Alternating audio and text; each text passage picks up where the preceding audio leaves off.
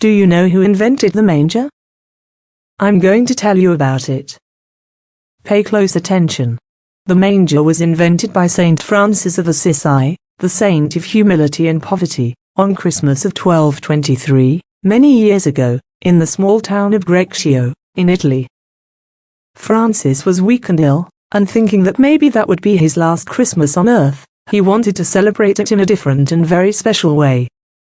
A friend of Francis, Mr. John Volta, was the owner of a small forest in the mountains of Greccio. In the forest there was a cave that was like the cave where Jesus was born, in the fields of Bethlehem. Francis had recently visited Manger of Bethlehem during his journey to Holy Land.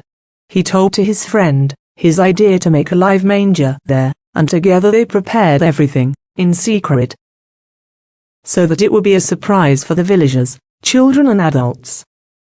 Among the people of the village, Francis and John chose some people to represent Mary, Joseph, and the shepherds. They made them promise not to say anything to anyone before Christmas, and, following the account of the Gospel of St. Luke, they prepared the scene of the birth. They even got a beautiful baby to represent Jesus. Christmas night, when all the families were gathered in their homes, the church bells started ringing. The inhabitants of Greccio came out of their homes to see what was going on. Then they saw Francis calling them from the mountain, and instructing them to go up to where he was.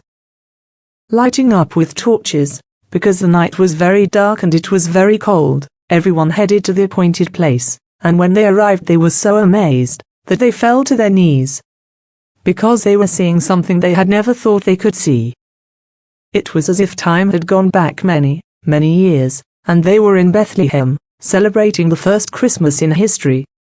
Mary had Jesus in her arms, and Joseph, very excited, talked to a group of pastors and shepherds, who did not tire of admiring the child had just been born. Then, when everyone calmed down, the priest, who had been an accomplice to Francis and John Volta in that secret, celebrated the Holy Mass, and Jesus appeared in the consecrated bread and wine. As always happens when a Mass is celebrated anywhere in the world.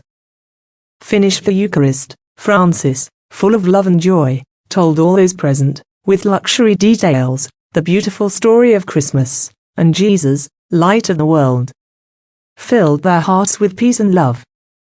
3 years later, Francis of Assisi died, leaving us this beautiful custom of making the manger every year, which we all love so much.